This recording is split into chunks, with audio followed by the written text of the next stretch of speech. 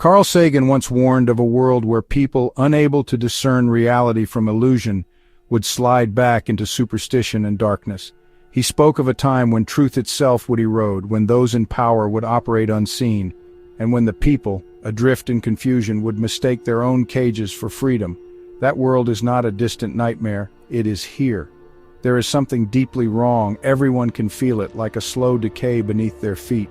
Bank accounts empty faster than they fill. Rent rises while wages freeze in place. Grocery bills climb, medical costs spiral, stability dissolves, and yet, in a cruel inversion of progress, those at the top grow wealthier, more powerful, untouchable. The American dream, once a promise, has become a taunt. For the first time in modern history, Americans believe their children will have it worse than they did.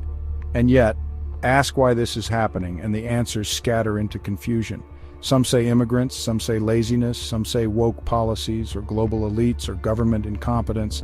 1,000 explanations, all carefully placed to conceal the truth. The suffering is real, but its cause, deliberately obscured. The ruling class does not fear anger, it fears understanding. And so it engineers a world where people are too exhausted, too distracted, too misled to trace the line between cause and effect. When more than half of Americans read at a 6th grade level or lower, the consequences are profound. A public that cannot read deeply cannot think deeply. They are left with emotional shortcuts, gut instincts, scapegoats, and simplistic villains. They do not process complexity, they react. And reaction is controllable, it can be redirected. A functioning democracy requires an electorate that can critically examine who benefits from their suffering. But an informed public is the last thing the powerful want. Instead, they need a population too overwhelmed to ask questions, too bombarded with noise to see the connections hiding in plain sight. Once there were institutions that exposed these connections. Journalism existed not to entertain but to investigate, to reveal, to hold power accountable. Local newspapers covered local corruption. Regional outlets kept state governments in check. National publications conducted investigations that could bring down presidents. That era is over. In its place, we have infotainment, outrage bait, algorithmic hysteria. Local papers have been gutted, their voices silenced.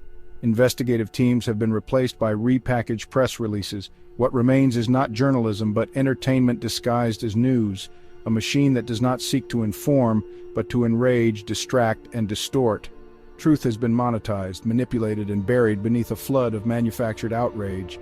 And in its place, echo chambers designed not to challenge your beliefs, but to weaponize them.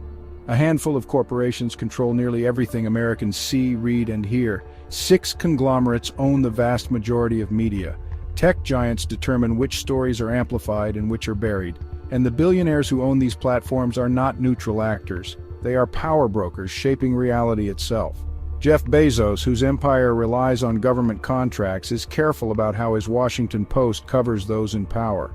Mark Zuckerberg, threatened with legal retaliation, has dismantled fact-checking on Facebook, allowing lies to metastasize unchecked.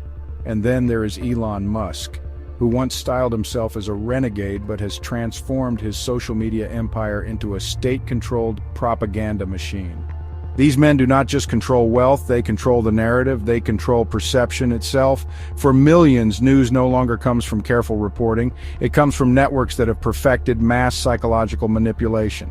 Fox News, OAN, Newsmax, these are not journalistic institutions. They are weapons of war, designed to keep their viewers in a state of constant fear, constant outrage, and constant blindness. And they are spectacularly effective.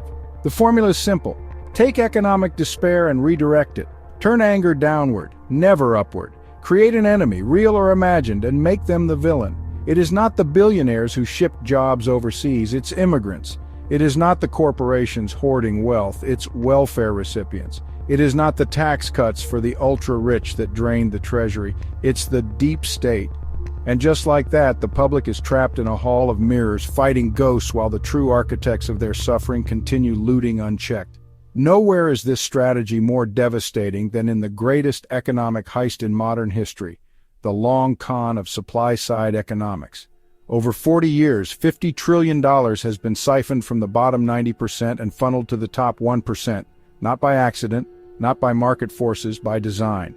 Ronald Reagan, George W. Bush, and Donald Trump all championed the same lie. that cutting taxes for the wealthy would create prosperity for all. They sold it as economic science, they preached it as gospel. But the tide did not rise, it receded, leaving the middle and working class stranded. The foundation of their deception, the Laffer curve, a flimsy, unproven claim that cutting taxes for the rich would magically increase government revenue. It never worked. It was never meant to work. It was a justification for legalized theft, a cover story for the most successful upward redistribution of wealth in history. And yet, through sheer force of repetition, the scam persists. Even as its failures pile up, even as inequality reaches feudal levels, the lie remains untouched, unquestioned, unkillable. But the true genius of this con was never in its execution, it was in its concealment. By making economic policy a fog of jargon and misdirection, they ensured that those most harmed would never understand who was to blame.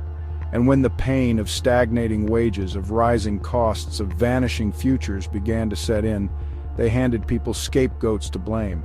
Not the billionaires, not the corporations, not the policies that extracted wealth from the people like blood from a vein. Instead, immigrants, minorities, social programs, a rotating cast of villains, ever-changing but always downward punching. And so long as people remain trapped in this illusion, the cycle continues. History has seen this pattern before. Rome, before its fall, was ruled by oligarchs who used distraction and division to maintain control. The great tyrants of the 20th century knew that controlling information meant controlling reality. And now, in the 21st century, the world's most powerful democracy is unraveling, not by foreign conquest, but by a deliberate campaign of engineered ignorance. The great challenge of our time is not just political, it is epistemological. The ability to see through the illusion, to trace the line between cause and effect, to break the cycle of manufactured ignorance. This is the fight for democracy itself, because if they can keep you blind, they can keep you powerless. And if they can keep you powerless, they can take everything. Please subscribe to the Intellectualist's new YouTube channel, where we present insightful videos analyzing the current events shaping the world. Turn on notifications to receive the latest updates from the channel.